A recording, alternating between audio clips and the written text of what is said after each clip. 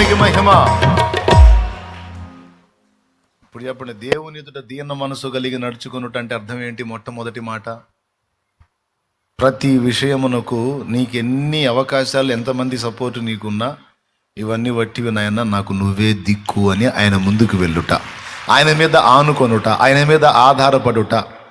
ఒకవేళ నీకేదన్నా ప్రయోజనం కలిగినా ముందు ఆయననే మహిమపరచుట.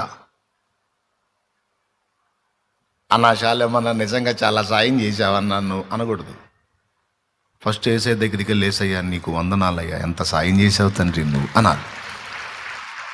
ఏ ప్రయోజనం నువ్వు పొందినా, ఏ మేలు పొందినా మొదట ఆ మనిషిని వాడుకొని నీకు సాయం చేసింది నా తండ్రి కనుక, నా ప్రభువు కనుక మొదటి స్తుతి, మొదటి మహిమ, ఘనత, ప్రభావం నా ప్రభువుకే చెందాలి.